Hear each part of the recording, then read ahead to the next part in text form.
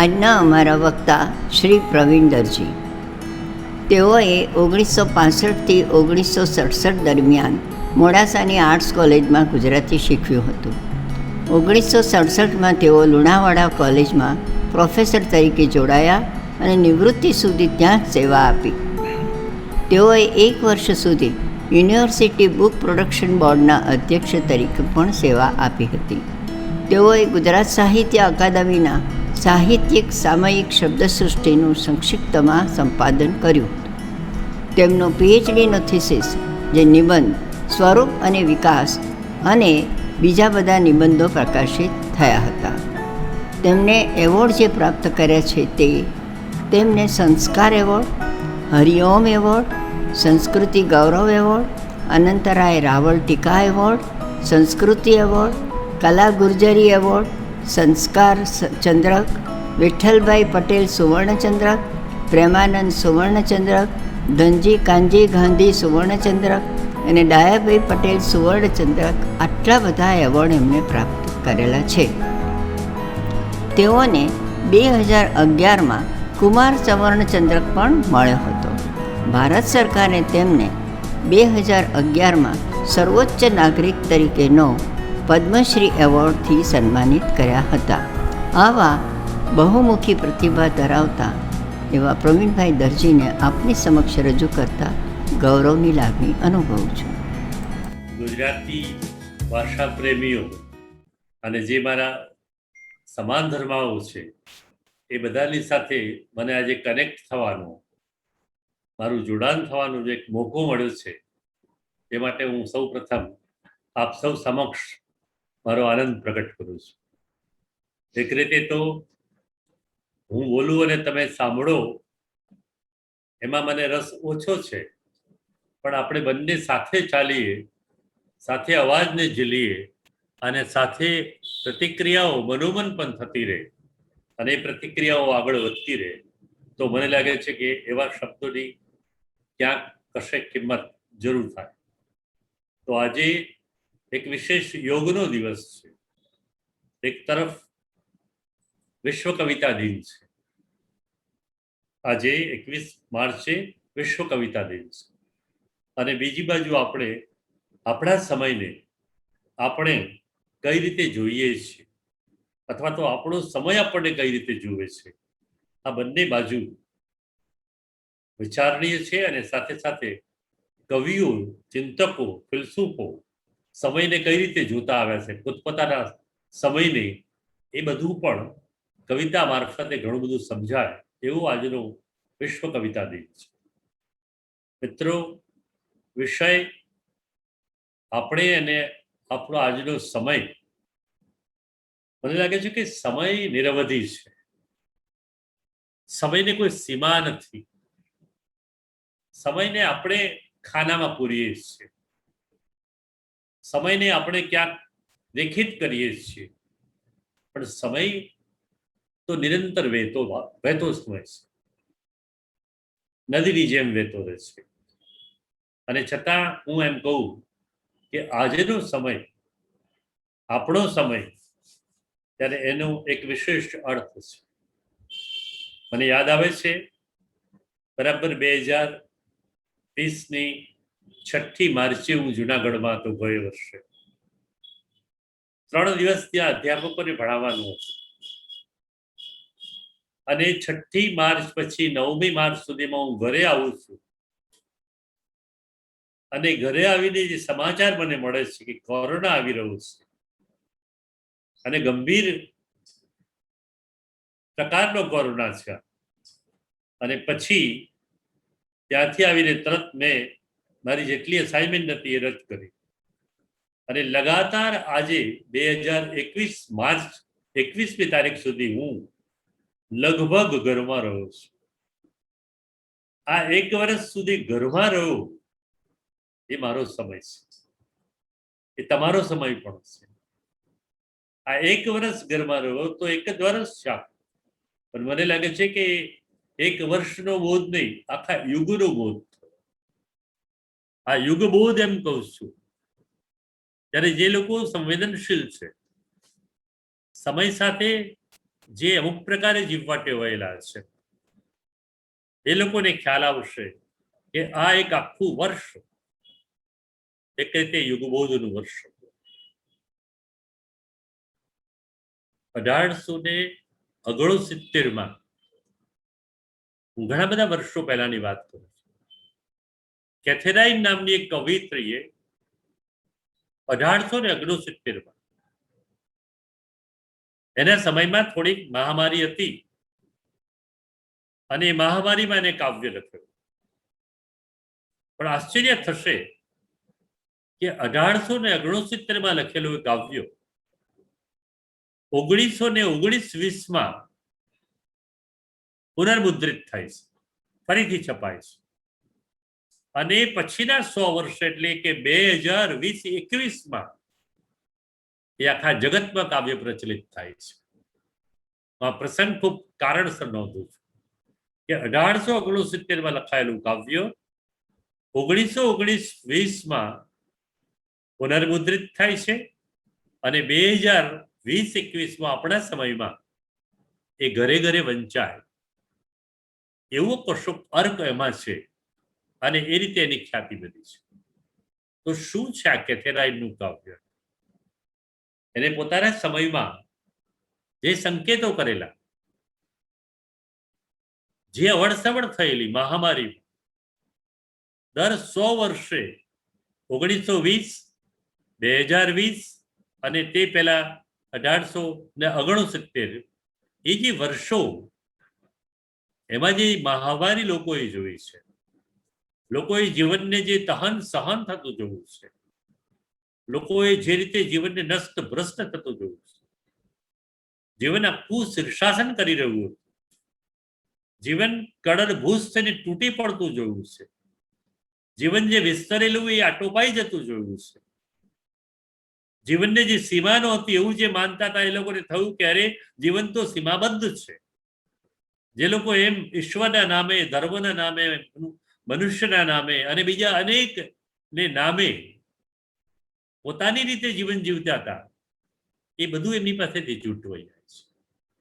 આપણો સમય 2020 અને 21 સમય કંઈક એવો સમય છે કે આપણા બધા જ ગણિતો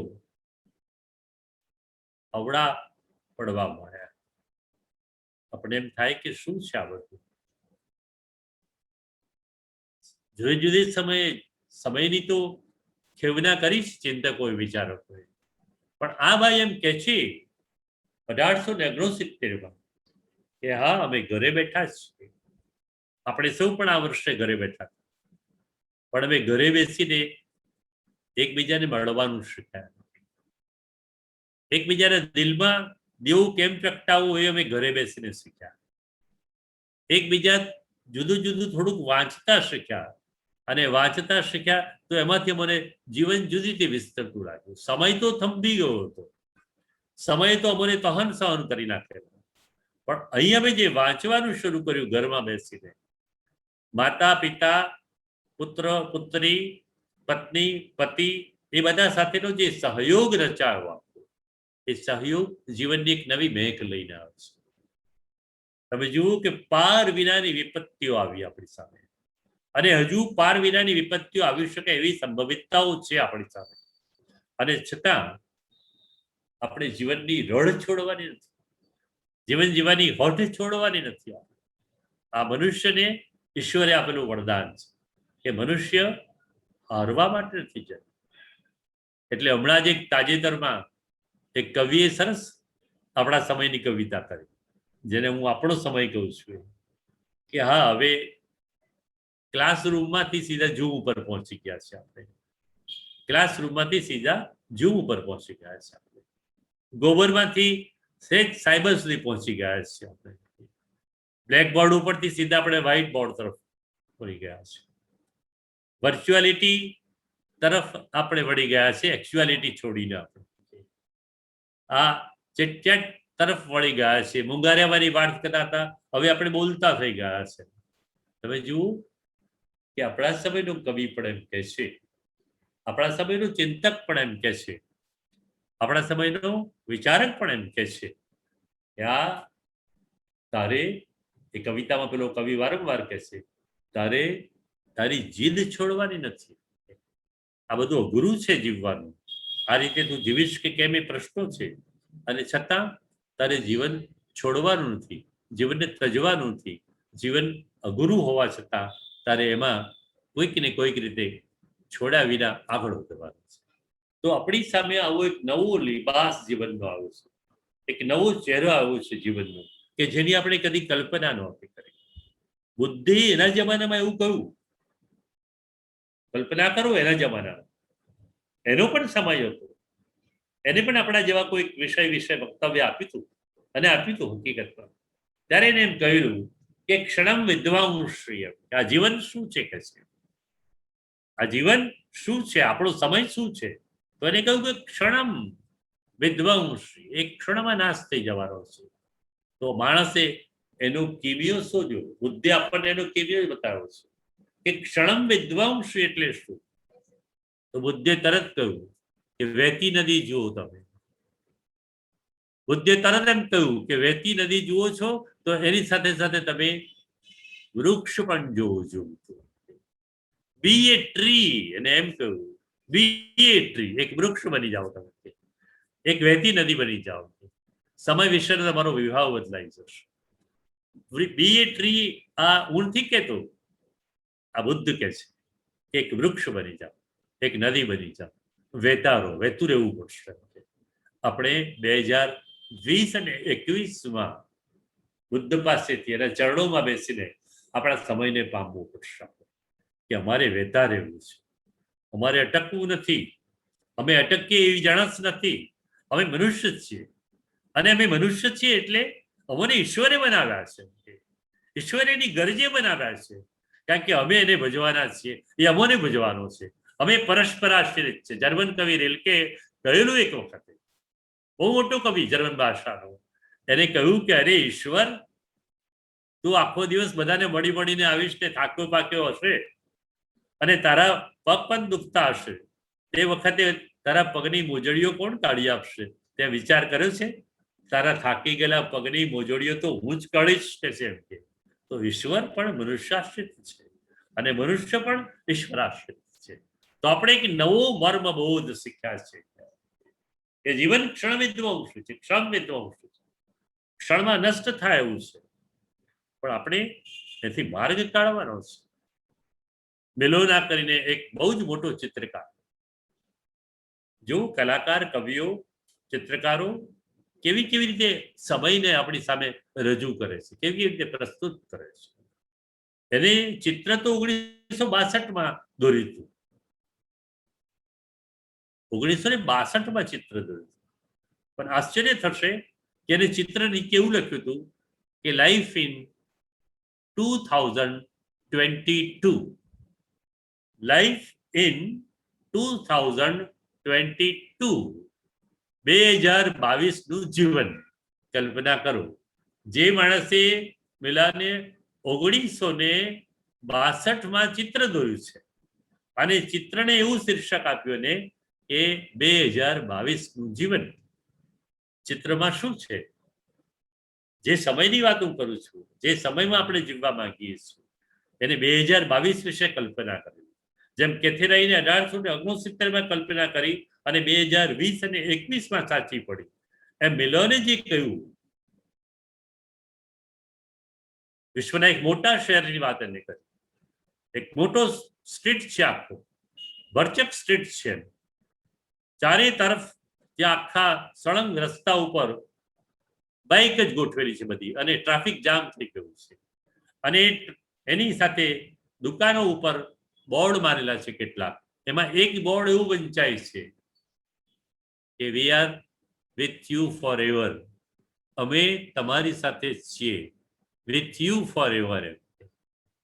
અને આ જે બાઇક હતી બધી, એ બાઇક બધી પારદર્શક કેબિનો હતી, કોઈ પોતાની કેબિનમાંથી નીકળી ના શકે, ઉતરી ના શકે, અને આગળના બાઇક વાળા સાથે કશી વાતચીત પણ ના કરી શકે.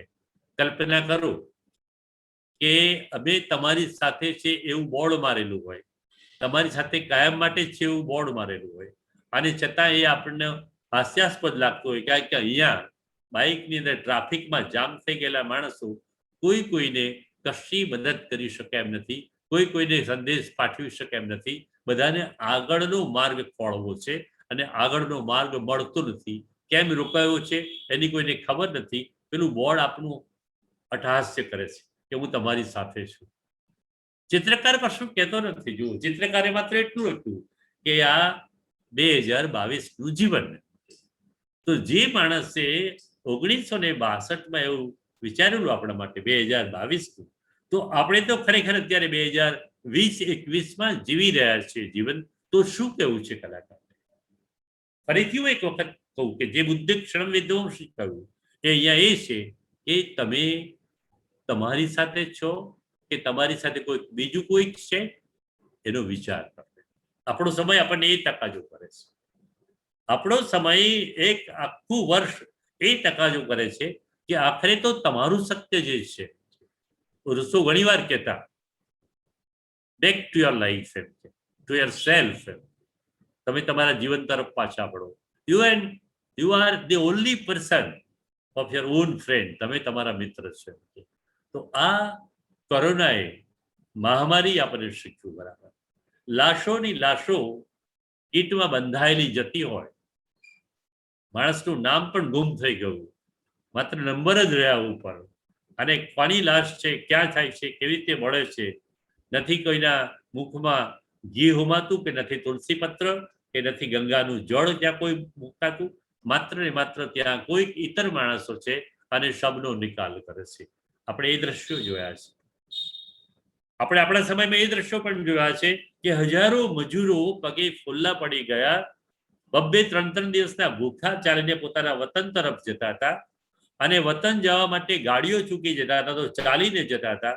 અને ખાવા પીવાનું આવતીકાલનું શું એનું એમની પાસે કોઈ ગણિત જ નહોતું. અને છતાં વતન તરફ જવા માંગતા હતા, કારણ કે દરેક મનુષ્યના મનમાં એક વાત હતી કે વતનમાં જઈશું, ફરીથી ત્યાં આપણા જૂના સ્નેહીઓને મળીશું. કદાચ આવતીકાલે આપણે ન પણ હોય, કદાચ અત્યારે પણ આપણે ન હોઈએ, પણ ચાલો જેને મળવા જેવું છે એને મળી લઈએ, જેને પામવા જેવું છે ને પામી લઈએ. ચાલો આપણા વડીલો અને આપણા સગા સંબંધીઓને આપણે ગામ જેને મળી લઈએ. પછી શું થશે એ નિશ્ચિત નથી. આ અંદરથી એક નવું સંપૂર્ણ થયું, અંદરથી એક નવી ભાષા ઉપજી, આપણી પ્રેમની એક નવી ભાષા ઉપજી કે આપણે જે મૂળિયા છે એ મૂળિયા છોડીને આપણે દૂર નથી જઈ શકીએ. આપણને આ મહામારીએ, કોરોનાએ આપણા મૂળિયા તરફ, આપણને આપણી તરફ પાછા આવવાનો પ્રયત્ન કર્યો છે.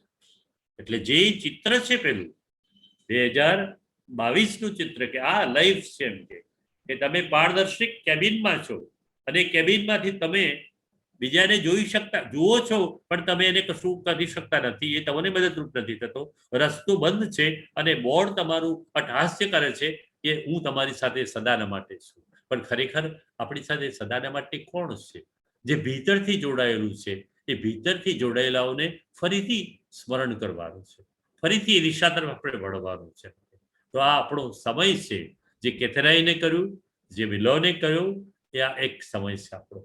તો મિત્રો, જે કોરોના આવ્યો એક વર્ષમાં અને આપણે અંદરથી જે હલબલી ગયા, આપણા મૂળિયા જે એ થયા, અને આપણી જીવનશૈલી જેને કહીએ, આપણી લાઈફસ્ટાઈલ જેને કહીએ, એ આખી ઉપર તળે થઈ ગઈ. મેં શીર્ષાસન શબ્દ સકારણ વાપરેલો કે આખું બધું એક શીર્ષાસન પર થઈ ગયું. આ નવાને અપનાવવું કે જૂનાને છોડવું, આ પ્રશ્ન આપણી સામે રહ્યો નહીં. જો આપણી પાસે કોઈ વિકલ્પ જ નહોતો હોતો. આપણી પાસે એક જ વિકલ્પ રહ્યો કે મારો આ સમય છે, મારા સમયને મારે કોઈને કોઈ રીતે જોગવી લેવો છે. જો ભોગવી લેવાની વાત નથી આવતી. જોગવવું અને ભોગવવું બે જુદું છે. ભોગવી લેવાના દિવસો આ નથી, આ જોગવી લેવાના દિવસો છે. એટલે જીવનને કોઈક મિનિંગફુલ કરવું છે. આપણે જીવનને કોઈક જુદી રીતે આપણે જુદી દિશામાં વાળવું છે. એટલે તમે જુઓ કે આ લાંબી મજૂરોની કતારો ને કતારો, આ ગરીબો, દલિતો, પીડિતોની જે વેદના, આ બધી વસ્તુ આપણને જરાક જુદી તરફ લઈ ગઈ. શબોના ઢગલાઓ જરાક જુદી તરફ લઈ ગયા આપણને.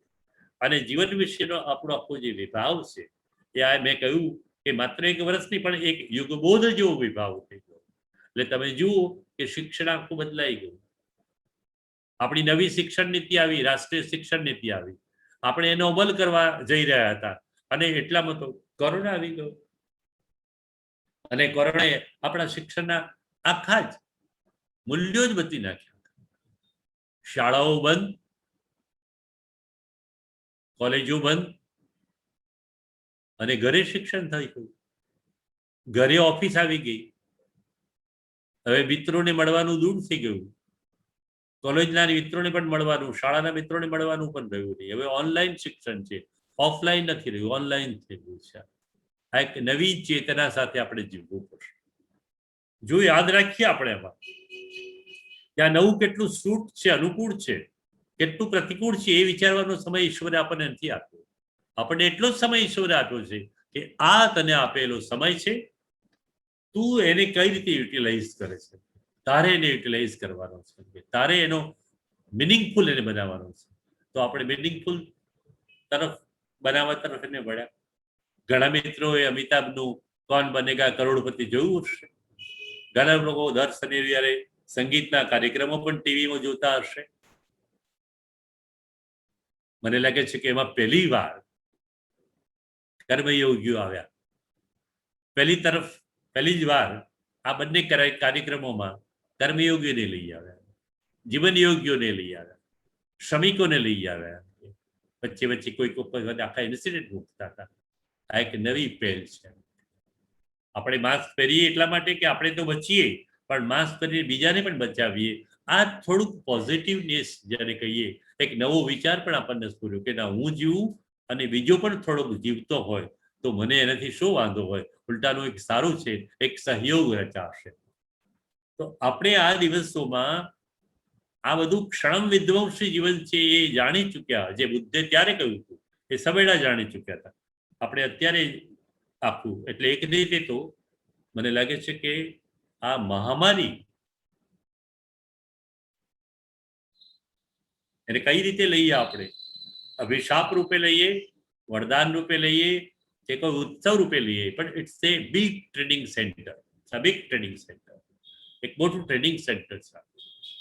આપણે આપણી વૃત્તિઓને ફરીથી નાથવી પડશે, આપણી યેષ્ણાઓને ફરીથી નાથવી પડશે. આપણે જોયું કે ઈશ્વર, જો તું મને થોડાક વધારે દિવસ મૃત્યુના રોકી લે ને, મારું મૃત્યુ, અમે ઈશ્વરને આપણે વિનંતી કરીએ તો ઈશ્વર ના કહે છે તારું આયુ બન્યું જ ભાઈ, ચાલ તું આગળ થઈ જાય, હવે તને વધારે દિવસ મારાથી અપાય નથી.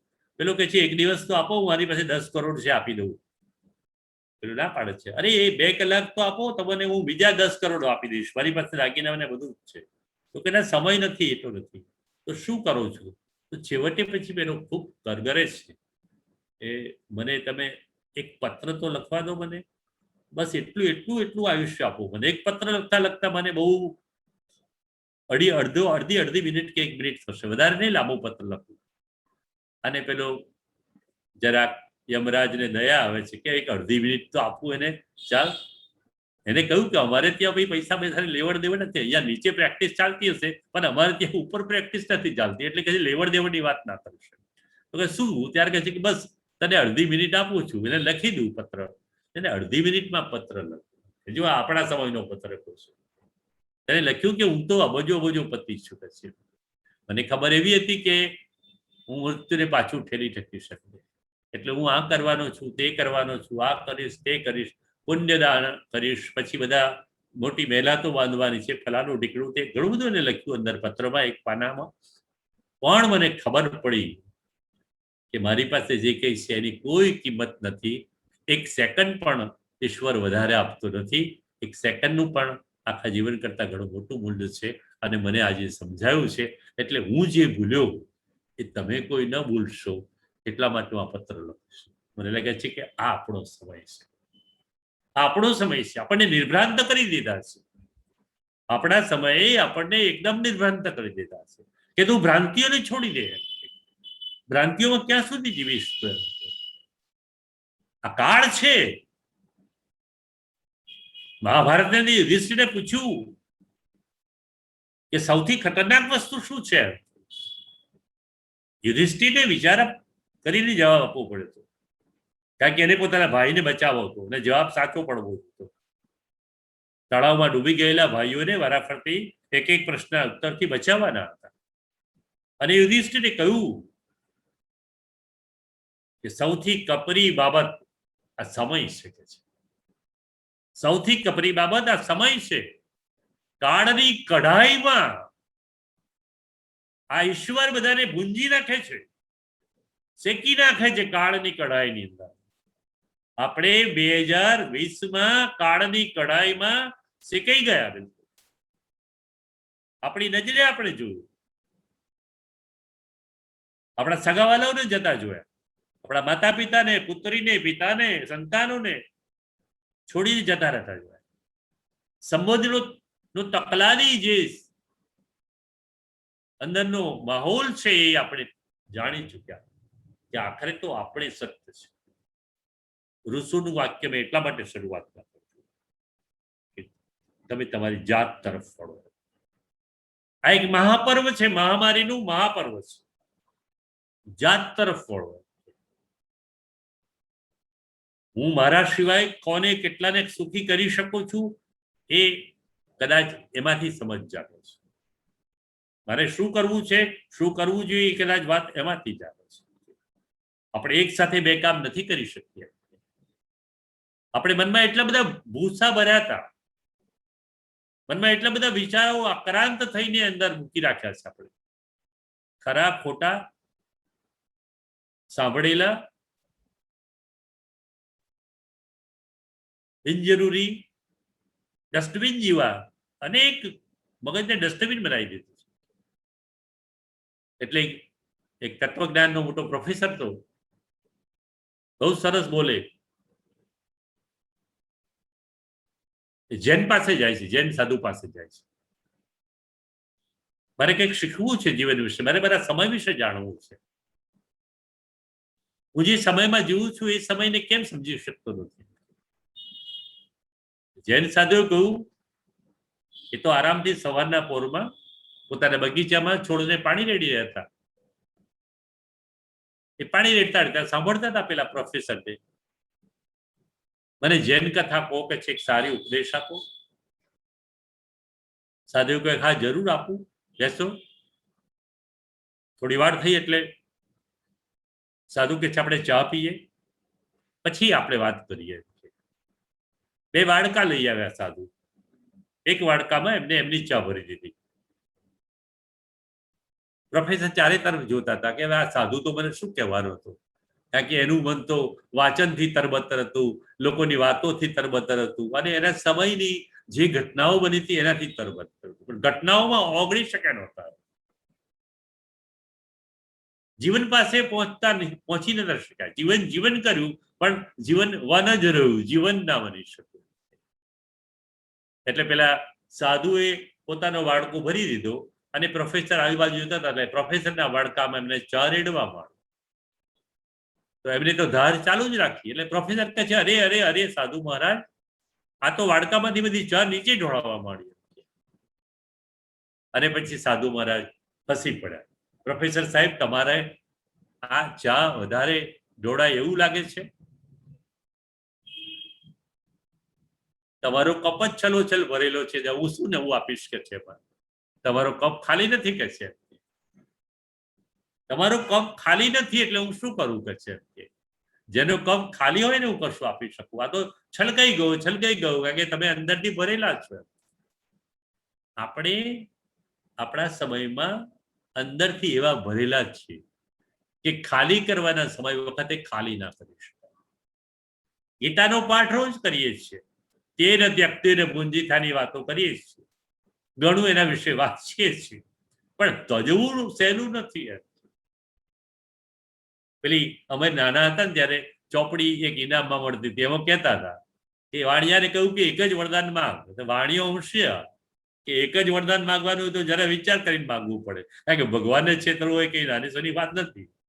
એટલે એને કહ્યું કે સોનાના 7મા મહેલ ઉપર મારા દીકરાની વહુ સોનાનું ઘોડિયું ઝુલાવતી હોય પારણું, એમ કરીને એને વાત કરી. એટલે 7 માળનું સોનાનું ઘર, પારણું, વહુ, દીકરો અને બધું જ આવી ગયું. આ પ્રોફેસરને પણ એવું હતું કે આ હું તો ઘણો વિદ્વાન છું. જે લોકો વિદ્વાન નથી એ લોકો વધારે વિદ્વાન થતા જાય છે અત્યારે આપણા સમયમાં. તમે જુઓ, શિક્ષણની વાત કરતા કરતા થોડુંક કહીશ, વિદ્વાન છે બધા. એટલે પેલા સાધુ મહારાજે તરત કહ્યું કે તમારું તો આખું મગજ જ ભરેલું છે, જે ખાલી લઈને આવે એને હું કંઈક આપું છે. એને ત્યક્તેને ભુંજિત, થોડુંક અંદર ખાલી રાખો એમ. તો કોરોનાએ આપણને 2020 એકદમ અંદરથી ખાલી થઈ જવા. તમારા મગજના ભૂસા કાઢી નાખો બધા. આક્રાંત થયેલા વિચારો વાળું મગજ તમે ખાલી કરી નાખો. આ મગજ કઈ ઓછું ડસ્ટબિન છે? એ મ્યુનિસિપાલિટી વાળા આવીને આપી જાય કે આ ડસ્ટબિન જેટલો કચરો હોય તો નાખજો, એવું તો કોઈ કહેતું નથી. આપણે તો કચરો ભરતા જઈએ છીએ અંદર. એટલે એને કહ્યું કે ના, પ્રોફેસરને લાગ્યું કે જાણવું એ બહુ મહત્વનું નથી, વિગતો મનમાં ભરી રાખવી એવું મહત્વનું નથી. સમય તો ચૂપકીથી આવે છે, ચૂપકીથી ચાલુ જાય છે. એ કશું કોઈને કશું કળવા દેતું નથી. તમે જુઓ, આપણો સમય કોઈને કશું કળવા ના દે. હું 2020માં જુનાગઢથી પાછું આવું છું અને આજે 2021માં બરાબર 1 વર્ષ થયું. એ આખા વર્ષમાં મને જે સત્ય લાદ્યા, એ સત્યો મને લાગે છે કે જીવનભર નહોતા લાદ્યા એવા સત્યો. આખરે તો હું છું, આખરે તો હું જ. પેલા બોર્ડમાં લખ્યું હતું ને પેલા ચિત્રકારે કે we are with you, nobody is there, you are the only with you. એક નવું છે કે તમે વિસ્તરો, તમે પ્રેમ કરો, મળો, ચાહો અને શક્ય તેટલી ખુશીને વહેંચો, પણ આખરે તો તમે ત્યાં છો, ત્યાં છો. આપણે સંતુલન ગુમાવી બેઠા છીએ. પ્રકૃતિ સાથેનો સંબંધ તોડી બેઠા. કોરોના કેમ આવ્યો એનો વિચાર નથી કરતા આપણે. આર્થિક, સામાજિક, રાજકીય, ધાર્મિક, શૈક્ષણિક, સાંસ્કૃતિક, આ બધી જ અવળસવળ 1 વર્ષમાં આટલા મોટા પાયા ઉપર કલ્પના નથી કરી શકતા. મોત વિશે ટાગોર જેવા પણ ખૂબ લખીને થાકી ગયેલા, પણ જ્યારે મોત આવ્યું ને ત્યારે ટાગોર પોતે તકલીફમાં મુકાઈ ગયા. બહુ ઓછાને ખ્યાલ હશે. જે ટાગોરે આટલું ઉત્તમ મૃત્યુ વિશે લખ્યું છે, જીવન વિશે લખ્યું છે, પણ જ્યારે બુદ્ધદેવ બસુ એમની ખબર જોવા જાય છે છેલ્લા દિવસોમાં ટાગોર, ત્યારે ટાગોર જે મૃત્યુના ભયથી ધ્રુજી રહ્યા હતા, એ બુદ્ધદેવ બસુએ નોંધ્યું છે. આપણે આવા એક મૃત્યુને નહીં, આપણા મૃત્યુને નહીં, આપણા અનેક સ્વજનોના મૃત્યુને, અનેક મિત્રોના મૃત્યુને, અનેક સનદીઓના મૃત્યુને આપણે જોયા છે. માણસ જ ના રહ્યો, શબદ થઈ ગયો. માણસની પાસે કશું જ એવું આધાર ના રહ્યો. ધર્મ પણ એનો આધાર ના રહ્યો.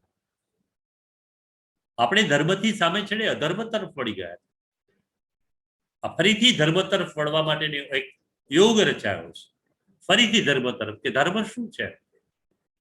અમેરિકાનો એક સમયનો પ્રમુખ અબ્રાહમ લિંકન ને પૂછ્યું કે ધર્મની વ્યાખ્યા તમે લિંકન કહો. આપણે તો જુદી જુદી વ્યાખ્યાઓ આપીશું ધર્મની. કોઈ મોટા મંદિરોની વાત કરશે, કોઈ આટલા કરોડો આપ્યા દાનમાં, કોઈ કહેશે કે આટલા કરોડો આપ્યા. મને લાગે છે કે ભગવાનને જો ખાનગીમાં પૂછીએ ને તો એમ કે તમે મંદિરમાં રહો છો, તો આપણને એમ કે અરે ભલા દેવી, મંદિરમાં પૂરાઈ જવાનું કોને ગમે?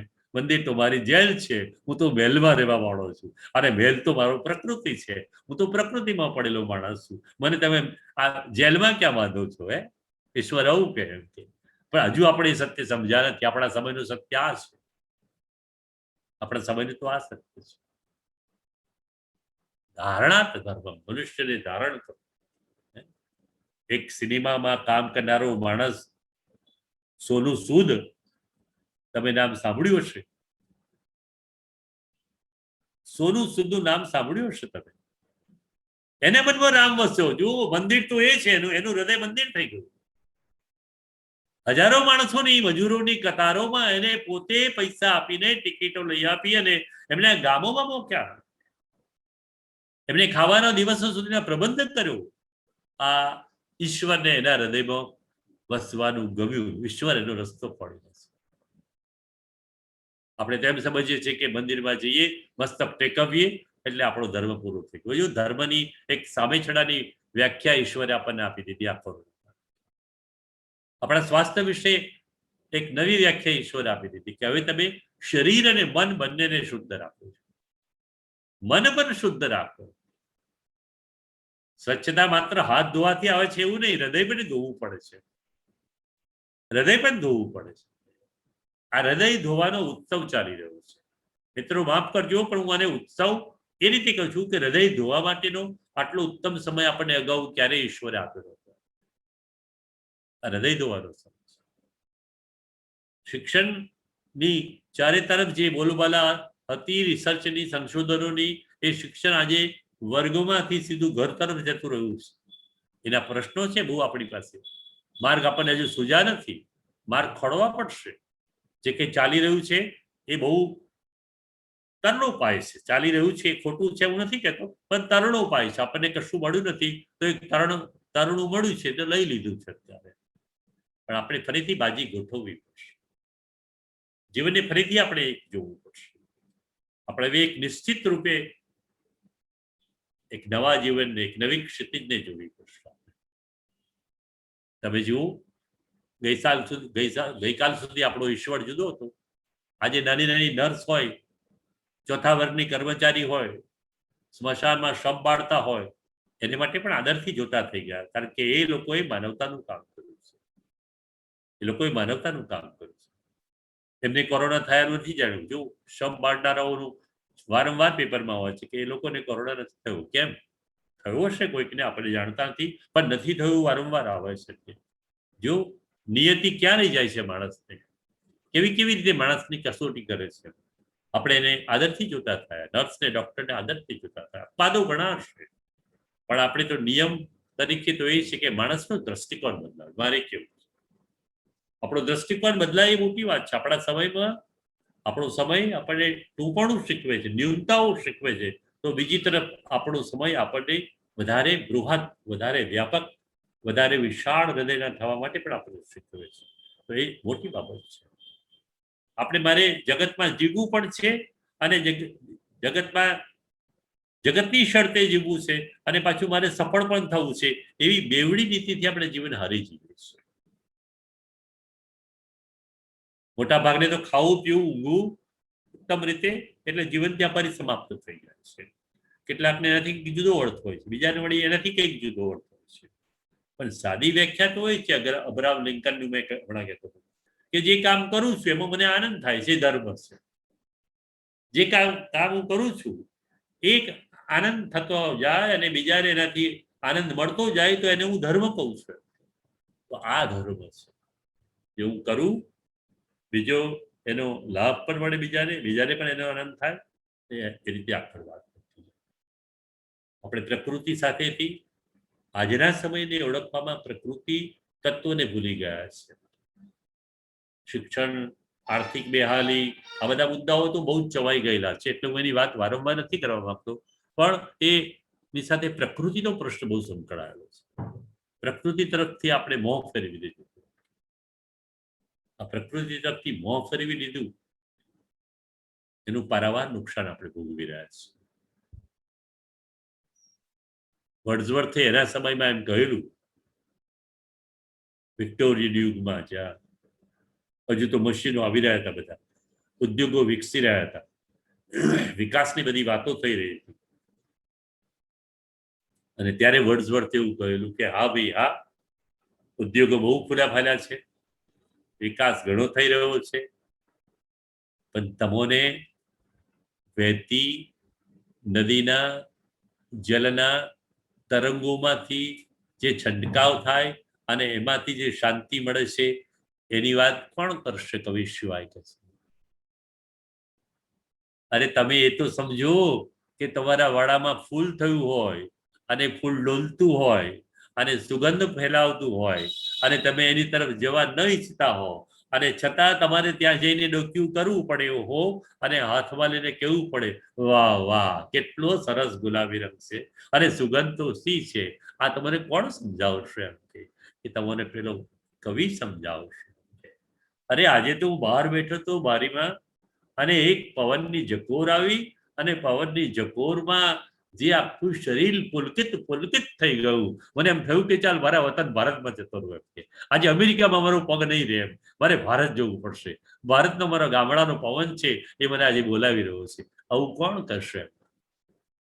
ચાલ ચાલ મારા ગામમાં હું જઉં, જ્યાં મારું નાનું ગામ છે, મોટી એની શેરીઓ છે, એ શેરીઓમાં આંટો મારતો હોઉં. ચાલ કેનેડામાં આજે મારે નથી રહેવું, ચાલ જે પ્લેન મળે એમાં જતો રહું. આ મને કોણ શીખવશે? મારા ગામની ધરતી, મારા ગામનો પ્રેમ. ત્યારે વર્ડસવર્થ પછી કહેશે કે આ બધું તમને કવિ શીખવશે. સમયને ઓળખવાની વાત તો કવિ પાસેથી શીખવી. મિત્રો, આપણી પાસે આપણો સમય છે, પણ સમયને આપણે મેં કહ્યું તેમ અગાઉ કહ્યું ને કે જોગવી લેવાનો છે, જોગવવું પડશે. આ પણ મારે કરવું છે, આ પણ કરવું છે એવું. એટલે પિતા તો સરસ, પુત્ર કહે છે કે મારે જરા જોવું છે, શું કરવું? એમ કે પિતાએ કહ્યું કે જ્યાં જોઈ આવ, બહુ સરસ છે, આ પહાડ ઉપર જજે, જરા અઘરું છે ચડવાનું, પણ ત્યાં તું જોઈ આવજે. છોકરો ત્યાં ગયો અને પહાડ ઉપર જઈને આમ તેમ જોઈને પાછો આવ્યો. એક સાધુ હતા, સાધુ જેવા માણસો થોડાક હતા, અને બધું પ્રકૃતિ જોઈને પાછો આવ્યો. પિતાએ કહ્યું કે શું કહ્યું? તો કે બરાબર છે, કશું નહીં, મને કે એવું લાગ્યું નહીં કશું જોવા જેવું. સારું. પછી ફરીથી થયું, સાધુને પૂછ્યું કે અહીં જોવા જેવું કઈ છે ને? આ જ છે, જોવું કે છે. પિતાએ ફરીથી મોકલ્યો, ત્યાં ચમચીમાં 2 ટીપા તેલ લઈ જાય કે છે. એ તેલ ઢોળાઈને એ જોજે, અને જોઈને પાછો ફરીથી આવો. પાછો છોકરો ફરીથી ઉપર ગયો, ફરીથી ચમચીમાં તેલ ઢોળાય નહીં ને એનું ધ્યાન રાખ્યું. એટલે ફરીથી પાછો આવ્યો, જોવાનું જોવાયું નહીં. એમ કે ત્રીજી વખતે પછી કહ્યું કે ભાઈ ચમચીમાં તેલ તો અકબંધ રહ્યું કે છે, ત્યાં તું જોઈને શું આવ્યું કે છે? કે તેલ ઢોળાય નહીં, મારે જોવાનું હતું ને, એટલે મેં જોવાનું પછી ટાળ્યું કે છે. તો કે જે હવે જોઈ જાવ. એમ કે ત્રીજી વખત જાય છે ત્યારે એને મન મૂકીને જોયું, અને પછી પાછો આવે છે ત્યારે તેલના 2 ટીપા તો નંખાઈ ગયા હતા નીચે જમીન ઉપર. પિતા એને કહ્યું કે જો આ બેમાંથી એક થઈ શકે, સંતુલન જાળવવું પડે. જેટલા ટીપા અંદર રહે એટલા ખરા, બેમાંથી એક રહે કે અડધું રહે, પણ ત્યારે જે જોવાનું છે આખું જોવાનું. લાગે છે કે આપણો સમય અત્યારનો 2 ટીપા તેલ લઈને આપણે ચમચીમાં નીકળ્યા છીએ, અને આજુબાજુ જે જોવાનું છે પાર વિનાનું, એ પાર વિનાનું જોવાનું છે. એ જોઈએ છે તો તેલના 2 ટપકા ઢોળાઈ જાય છે, અને એને બચાવવા જઈએ તો જગત જોવાતું નથી. તો એનો સીધો ને સાદો તો એક જ અર્થ નીકળે કે આપણે સંતુલન ઊભું કરવું પડશે. આપણા સમયમાં આપણે સંતુલન ઊભું કરવું પડશે. જો સમૂહ આપણને મિથ્યા તત્વ તરફ લઈ જતા હોય, બુદ્ધના ક્ષણ વિધ્વંસી તરફ લઈ જતા હોય, તો આપણે નક્કી કરવું પડશે કે મારે મારા જીવનને કઈ દિશામાં વાળવું છે. અથવા તો મારે જે 50, 60, 70 કે 80 વર્ષ મને મળ્યા છે, હું ભારતમાં રહેતો હોઉં કે પરદેશમાં રહેતો હોઉં, પણ હું કેટલો બીજે સ્પંદિત કરી શકું છું બીજા આત્માઓને, બીજા હૃદયોને કેટલા સ્પંદિત કરી શકું છું. એવું નથી કે જે પૈસાદાર હોય એ સ્પંદિત કરી શકે, ગરીબ પણ પોતાના બીજી શક્તિઓથી બીજાને સ્પંદિત કરી શકે છે. દરેકની પાસે ઈશ્વરે શક્તિ આપી છે, પોતાની શક્તિનો થોડોક હિસ્સો સમાજને આપવાનો છે. પૈસા તો હોય તો આપીએ તો બહુ મોટી બાબત છે, પણ ન હોય તો પણ ઘણી ઈશ્વરે બીજી બાબતો આપણને આપી છે. તો આ સંતુલન આપણું આજનું વિશ્વ અને આપણો આજનો સમય એ સંતુલન જાળવી રહ્યું છે. તો સંતુલન ગુમાયું જરામથું તો મને લાગે છે કે બહુ પ્રશ્ન ઉભા થઈ જાય. અને એટલે જ અત્યારના જીવનની વાત કરતા કરતા આપણે એક ખાસ સ્મરણમાં રાખવું પડે કે જો વર્ડસવર્થ જેવાને આપણે યાદ નહીં કરીએ, ચિંતકોને યાદ નહીં કરીએ, કવિઓને યાદ નહીં કરીએ, ફિલસૂફોને યાદ નહીં કરીએ, અને એ બધાને યાદ કરતા કરતા આપણા જીવનને નહીં રક્ષીએ તો ઘણા પ્રશ્નો ઉભા થયા છે. આપણે હવે એવા એક ટૂંકા જીવનની રેખા ઉપર આવીને ઉભા જ છે કે જેને આપણા હાથમાં નથી કરશો. હું અત્યારે બોલું છું, તમારી સાથે વાર્તાલાપ કરું છું, તમારી સાથે હૃદય જોડી રહ્યો છું, એ મારા જીવનની ઉત્તમ ક્ષણ છે. બીજી ક્ષણ વિશે મને કશી ખબર નથી. તો બીજી ક્ષણ વિશે મને ખબર ન હોય તો કોકિલાબેનની પ્રવૃત્તિમાં મારે રસપૂર્વક ભાગ લેવો જોઈએ. મારે જ્યોતિબેન ચોકસીની જોડે રસપૂર્વક વાતો કરવી જોઈએ. મારે અલકાબેન જોડે વાત કરવી જોઈએ. મારે સુરેશભાઈ જોડે વાત કરવી જોઈએ. મારે કૌશલભાઈ જોડે પણ વાત કરવી જોઈએ, કારણ કે એ બધા મારા હૃદયની એકદમ નજીક છે. આ કનેક્ટિવિટી ઊભી કરી આપી છે. જો નવા સમયે ક્લાસરૂમમાંથી સીધા ઝૂમ ઉપર આપણે આવી ગયા, બરાબર. આ એક મોટી આપણા સમયની મોટી બાબત છે. પણ આ કનેક્ટિવિટી એવી ઊભી કરવી પડે કે જેને કારણે આપણે હોઈએ ત્યારે અને આપણે ન હોઈએ ત્યારે પણ કોઈકના મનમાં થોડુંક અજવાળું જો પાથરી દીધું હોય આપણે, તો મને લાગે છે કે એ અજવાળું ક્યારેય લુપાતું નથી. અને અજવાળાનો સંબંધ અને પ્રકૃતિ એવી છે કે એ અંધકારને પોતાના પૂરતું તો પ્રવેશવા દેતી નથી. જેટલો પ્રકાશની એની તાકાત છે એટલા પૂરતું અંધકારને પ્રવેશવા દેતી નથી. આપણો સમય અત્યારે પ્રકાશ પાથરવાનો છે. શક્ય એટલે અંશે પ્રકાશ પાથરવાનો છે. આપણે જે કંઈ મળ્યું છે એ થોડીક ક્ષણોનું જીવન મળ્યું છે, અને ક્ષણોની જીવનને આપણે કોઈ ને કોઈ રીતે ઉજાગર કરતા રહેવાનું છે. ઉજાગર નહીં કરીએ તો મને લાગે છે કે એ આખી વાત ભૂલાઈ જશે. એટલે નવી ટેકનોલોજી આવી છે આપણી પાસે, નવા બધા સાધનો આપણી પાસે આવ્યા છે, નવો માનવ પણ આપણી પાસે આવી ગયો છે, નવી પેઢી પણ મેં એમના હસતા હસતા કંઈક બે પેઢીનું સંકલન કરવું પડશે આપણે. તો એ આખી વાત હવે આપણા સમયમાં થતી જાય છે. ક્યારેય નહીં જોવો હોય, હું મારું વક્તવ્ય પૂરું કરું તે પહેલા હવે વાત કરું, ભલે કે મારો સમય થયો છે. ક્યારેય આપણે કલ્પી ન હોય એવા દિવસોમાંથી પસાર થઈ રહ્યા છીએ, અને હજુ એવા અનેક દિવસો આપણી પાસે આવવાના છે. તો હું એવું ઈચ્છું કે સમયની સાથે તાલ મેળવતા શીખ્યા. આપણે ચમચી તો સાચવીએ, પણ આજુબાજુનું જોવાનું પણ સાચવીએ. આજુબાજુનું જોવાનું સાચવીએ અને ચમચી સાચવીએ, કારણ કે એક આખું જીવન છે અને એક આખી પ્રકૃતિ છે. એટલે તમે જુઓ કે પ્રકૃતિ તરફ માણસ પાછો વળે એની પણ અહીંયા એક સૂક્ષ્મ ટેલ છે. આ કોરોનામાં ઈશ્વરે આપણને ફરીથી બેક ટુ લાઈફ, ફરીથી તમે પ્રકૃતિ તરફ વળો એ શીખ્યું છે આપણે. આ પ્રકૃતિ તરફ નથી વળ્યા એના અનેક માઠા પરિણામો આપણે ભોગવતા આવ્યા છે. અને આવા અનેક પરિણામો ભોગવવા માટે જાણે કે આપણે સ્પર્ધામાં ઉતર્યા હોઈએ એટલું નેગેટિવિટી આપણી પ્રકૃતિ વિશેની આપણે જોવા મળે છે. એટલે હું માનું કે એક તરફ શિક્ષણ બદલાયું છે, આપણા સંસ્કાર પણ બદલાયા છે, આપણો ધર્મ પણ બદલાયો છે, આપણું અર્થતંત્ર પણ બદલાયું છે, આપણું ક્વાઇટ રહેવાનું, શાંત રહેવાનું, એના બદલે આપણે બોલકા બની ગયા છીએ.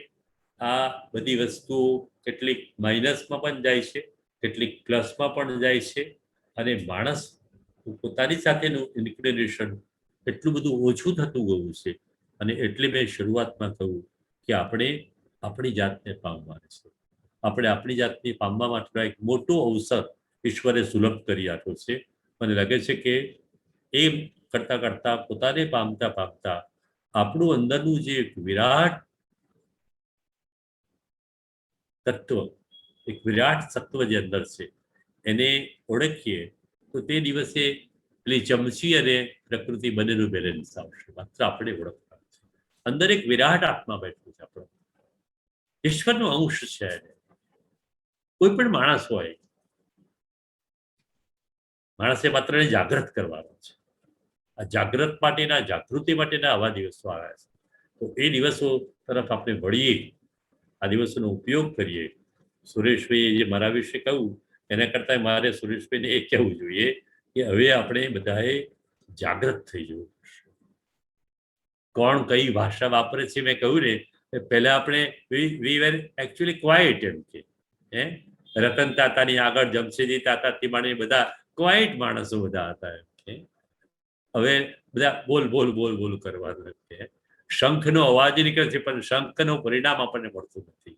એટલે અમે ઘણીવાર નાના હતા ત્યારે ચૂંટણીઓના દિવસો આવે ત્યારે 8-10 વર્ષના હતા, એટલે પેલા પોલિંગ ઓફિસરો વાતો કરે કે છે આ બધા શંખો છે કે છે એ વાગે છે ખરા, એટલે આપણે ફરીથી એ દિશા તરફ જઈ રહ્યા છીએ કે આપણો અવાજ આપણે ગુમાવી ચૂક્યા છીએ, આપણું સત્વ આપણે ગુમાવી ચૂક્યા છીએ, આપણી જે ચેતના છે એ ગુમાવી ચૂક્યા છે. અને એટલે મેં શરૂઆતમાં કહ્યું કે આપણે આપણને પામવા માટે નિષ્ઠાભર્યા પ્રયત્નો કરીશું તો મને લાગે છે કે આવા પ્રકારની મહામારીમાં એક નવું પ્રકરણ આપણે શરૂ કરીશું. અને છેલ્લી કવિતામાં મેં નોંધ્યું હતું એમ તમને કહું તેમ કે આ અઘરી બાબત છે પણ આપણે છોડવાની નથી. આપણે હજુ આગળ વધવું છે, હજુ આગળ જવું છે અને સારા વારા થવાના છે, સારા દિવસો જરૂર આવવાના છે અને ઈશ્વર સારાવાના કરવા માટે ઈચ્છનારને જરૂર મદદરૂપ થાય છે. ઘણીવાર લાગે કે હું એકલો ચાલ્યા કરું છું અને મારા જ બે ચરણ છે, ત્યારે ઈશ્વર ધીમેરીને કહે છે કે ભલા આદમી, તું દુઃખમાં છું એટલે મેં તને મારા ખભે બેસાડી દીધો છે. આ બે પગલા છે તારા નથી, આ બે પગલા મારા છે. આપણે અત્યારે જરા ઈશ્વરના ખભે બેસીને વધી રહ્યા છીએ આગળ, એ ભૂલી ના જઈએ. આપણા ચરણ તો નીચે છે નહીં, ઈશ્વરના બે ચરણ નીચે ચાલી રહ્યા છે. આપણે એના ખભા ઉપર છીએ અને ઈશ્વરના ખભા ઉપર જ્યારે બેઠા હોઈએ ત્યારે આપણે વધારે પવિત્ર થવાનું છે, વધારે ઉમદા થવાનું છે અને વધારે સાત્વિક થવાનું છે. મને લાગે છે કે આટલું કરીશું તો આપણે ખરેખર આ કોરોનાની અથવા તો મહામારીમાંથી એને અતિક્રમીને બહાર આવી જઈશું. આપ સૌએ મને સાંભળ્યો, અહીંયા નિમંત્રિત કર્યો, એ માટે સૌનો તંત્રવાહકોનો આભાર માનું છું. અને મને લાગે છે કે આપણો આ સહ ઉપક્રમ, હું બોલું અને એવું નહીં, પણ એક સહ ઉપક્રમ હતો. તમે બધા સમાન ધર્મ હતા અને તમે તમારી સાથે આવો એક યોગ મળ્યો આજે વિશ્વ કવિતા દિને, એને હું સદભાગ્ય લખું છું. ભવિષ્યમાં પણ મને લાગે છે કે મારે જો અમેરિકા આવવાનું થાય તો તમારે બધાને મળીને તમારી પાસેથી મારે ઘણું બધું જાણવું છે, કારણ કે એ લોકો બીજા દેશમાં રહે છે, હું મારા દેશમાં રહું છું. તો તમે લોકો તો તમારા દેશમાં પણ રહો છો અડધા, અને અડધા એ દેશમાં પણ રહો છો, એટલે તમારી વેદના મારા કરતાં વધારે હોય અને I want to do it from you. Thanks to all.